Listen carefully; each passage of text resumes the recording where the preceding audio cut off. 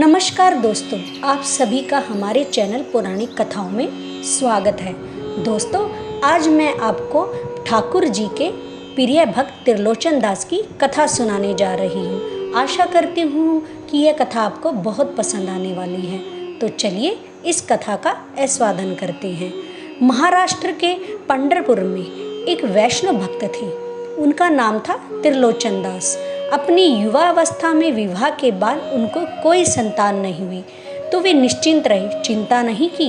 उन्होंने कहा, पुंडरीनाथ भगवान ने हमको संतान नहीं दी, क्योंकि पुंडरीनाथ भगवान ही हमारे पुत्र हैं, वे ही हमारे पुत्र के रूप में हैं, इसलिए उन्होंने हमें कोई संतान नहीं दी। ऐसी भावना वो रखते थे। किसी वैष्णव संत की उन्होंने कथा सुनी। कथा में गौ ब्राह्मण संत सेवा इसको सर्वाधिक श्रेष्ठ जान करके उन्होंने संत सेवा शुरू कर दी। तो रोज क्या करते थे, अपने घर के बाहर खड़े हो जाते और संत सेवा करते। पंढरपुर में भगवान कृष्ण जी का एक अद्भुत मंदिर है। वहाँ पर भगवान कृष्ण कमर पर दोनों भुजा रखकर ईंट के ऊपर खड़े हैं। उनका नाम है विट्ठल। ये कृष्ण जी का ही स्वरूप है। एक पुंडलिक नाम का एक भक्त था। वो अपने माता पिता की इतनी सेवा करता था कि उसकी सेवा से प्रसन्न होकर भगवान उसको दर्शन देने गए। जब द्वारकाधीश उसको दर्शन देने गए तो भगवान के अंग से निकलने वाले प्रकाश, भगवान के इत्र की सुगंधी, भगवान के आभूषणों की खनक से वो बड़ा चिंतित हो गया।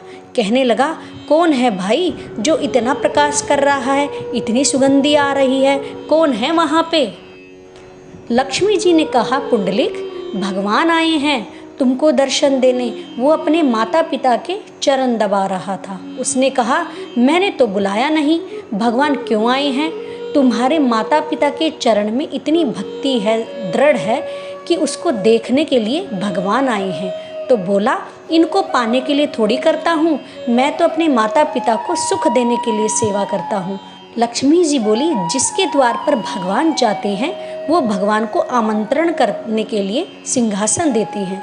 ठीक है, तुम सेवा कर लो, लेकिन भगवान को सिंहासन तो दे दो बैठने के लिए। पुंडलिक बड़ा चिंतित हो गया। ये और मेरे सिर पर बला आ गई।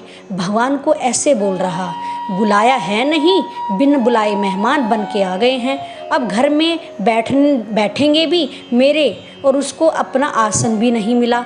तो पैर दबाते दबाते उसको पलंग के नीचे एक ईंट मिली। उसने ईंट को खिसका के बोला, ले लो, आसन पर खड़े हो जाओ। रुक्मणी जी को गुस्सा आ गया। बोली, बिल्कुल नहीं रुकोगे यहाँ पे, ऐसा अपमान करने वाले भक्त के रुकेंगे हम? भगवान के नेत्र सजल हो गए। अब तो इसको दर्शन देकर ही जाऊंगा। जब तक सेवा से मुक्त नहीं हो जाता तब तक मैं यहीं खड़ा रहूँगा। और जैसे कोई प्रतीक्षा करता है ऐसे ही भगवान उस ईंट पर खड़े हो गए। दोनों भुजाओं को अपनी कमर पर रखकर आज भी वो पुंडरीनाथ भगवान आज भी ईंट पर खड़े हैं। ऐसा अद्भुत मंदिर पूरे भारत में नहीं है। प्रत्येक मंदिर में आपको दूर से दर्शन होगा, लेकिन विट्ठल भगवान का मंदिर है जहाँ पर भक्त भीतर जाकर पुंडरीनाथ भगवान को गले लगा सकते हैं। तो पंडरीनाथ भगवान को त्रिलोचन अपना पुत्र मानते थे। ये कथा हम सुना रहे थे। त्रिलोचन जी ने संत सेवा शुरू कर दी। पुंडरीनाथ भगवान के जो लोग दर्शन करने जाते थे सब बोलते थे, प्रसाद पाइए, प्रसाद पाइए। तो त्रिलोचन जी सबको बुलाते थे, प्रभु जी प्रसाद पाइए। अब वो इतना स्वादिष्ट भोजन बनाते थे कि 2 से 200, 200 से 500, 1000, अब तो प्रत्येक दिन 5-5 हजार लोग भोजन करते थे। उनके यहाँ बनाने वाला कोई नहीं, त्रिलोचन जी और उनकी पत्नी। परिवार में और कोई था ही नहीं, संतान भी नहीं। सेवा करते करते वृद्ध हो गए। अति वृद्ध होने के बाद उन्होंने भगवान से एक ही इच्छा रखी कि प्रभु, आपने हमें संतान तो नहीं दी, मैंने तो आपको ही पुत्र माना है, लेकिन अब आपसे एक प्रार्थना करते हैं कि हम बड़े वृद्ध हो गए हैं, हमसे अब भोजन बनता नहीं है, सबको पवाने में बड़ी दिक्कत होती है।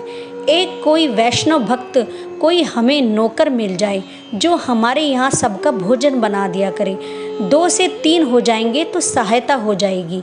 दिन रात भगवान से यही प्रार्थना करते, बढ़िया श्रेष्ठ नौकर मिल जाए। एक दिन श्री त्रिलोचन दास जी बैठे थे। इतने में ही ऊंची धोती पहन करके, सर पे स्वाफा बांध करके, बड़ा सुंदर कोमल सा स्वरूप सांवला सा एक नन्हा बालक त्रिलोचन जी के पास आ गया। त्रिलोचन जी को प्रणाम किया। त्रिलोचन जी बोले, हाँ बेटा बताओ कहाँ से हो? बोले, हम काम ढूंढ रहे हैं। त्रिलोचन जी बोले, मिल जाएगा काम। क्या काम कर पाओगे हमारे यहाँ पर? बोलो। कुछ नहीं, सुबह शाम रोटी सब्जी बनानी है, संतों को पवाना है। तो नन्हा सा बालक कहता है, ये तो मेरा युगों युगों का काम है, जाने कब से करता आ रहा हूँ। संत ब्राह्मण गौ की सेवा तो मैं ना जाने कब से करता आ रहा हूँ। त्रिलोचन जी ने उसे देखकर कहा, अभी तुम 6-7 वर्ष के तो दिखते हो, तुम कौन से जमाने से करते आ रहे हो? वो कैसे बताए? वो तो भगवान है। भगवान तो हमेशा गौ ब्राह्मण संत की सेवा करते आ रहे हैं।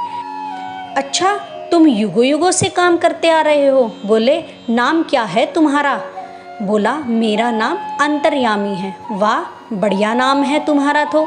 बोले, तुम्हारे माता पिता कौन हैं? बोला, मेरे कोई माता पिता नहीं है। हमारे यहाँ काम करोगे? तो बोले, हाँ कर लूँगा, पर कुछ शर्तें हैं मेरी। त्रिलोचन जी बोले, क्या शर्तें हैं तुम्हारी?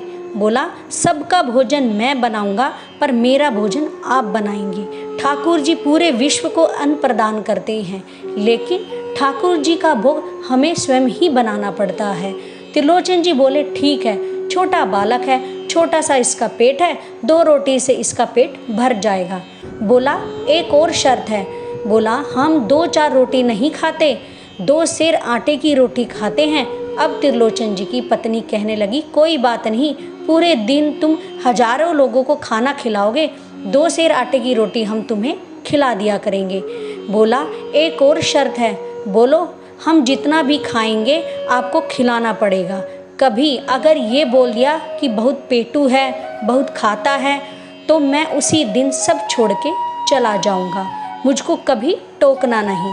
भगवान की लीलाएं बड़ी अपरंपार है। 3 चीज़ें बहुत ही प्रिय हैं ठाकुर जी को। सबसे पहला श्रृंगार, दूसरा प्रिय है राग, कीर्तन, कथा, संग, भजन, ये सब, और तीसरा प्रिय है ठाकुर जी को भोग। बस ये 3 ही सेवा के स्वरूप है। त्रिलोचन जी बोले, हम कभी तुम्हें पेटू नहीं बोलेंगे।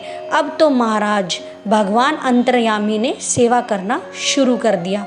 कढ़ी बनाते, पूरी बनाते, सब्जी बनाते, तरकारी बनाते, सब अकेले बनाते और सब संतों को खिलाते।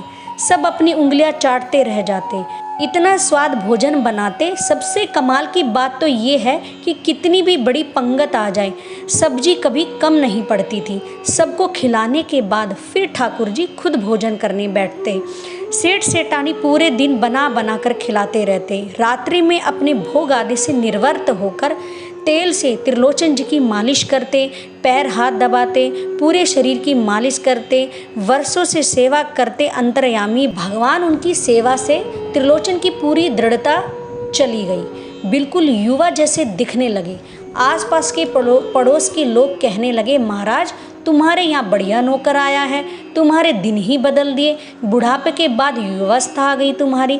लेकिन सेठ जी की पत्नी को सब कहने लगे कि सेठ जी पर बड़ी कृपा की है तुम्हारे सेवक ने, तुम अभी भी वृद्ध हो क्यों? बोली, सेवा इनकी करता है, हमसे तो करवाता है। वो पूरे दिन रोटी बनाकर खिलाना पड़ता है, उसको पूरे दिन रोटी बनाकर खिलाना पड़ता है। उसको बहुत भूख लगती है, बहुत पेटू है, बहुत खाता है। जैसे ही ये बात कही, भगवान अंतर्ध्यान हो गए। शाम का समय हुआ।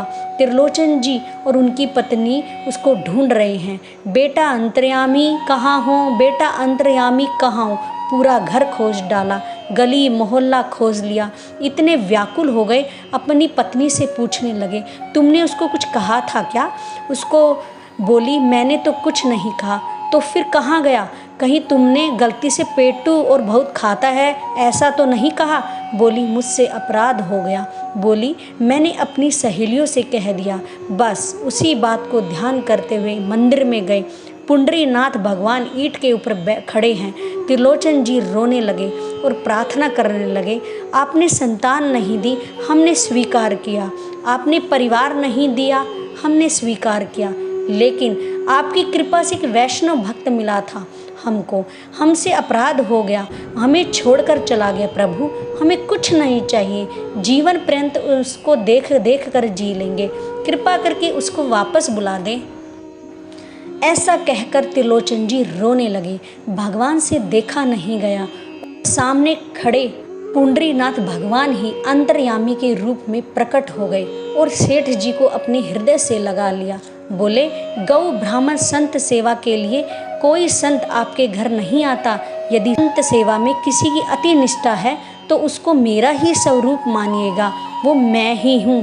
साधारण मानव के संत में इतनी निष्ठा नहीं हो सकती, मेरा अंश ही उसके भीतर जाकर संत की निष्ठा को प्रकट करता है, तो वो मैं ही होता हूँ। तो साधारण मानव के संत में इतनी निष्ठा नहीं हो सकती, मेरा अंश ही उसके भीतर संत की निष्ठा को प्रकट करता है, तो वो मैं ही हूँ। ऐसी और अनसुनी कथा सुनने के लिए आप हमारे चैनल को लाइक एंड सब्सक्राइब अवश्य करिएगा। हरे कृष्णा।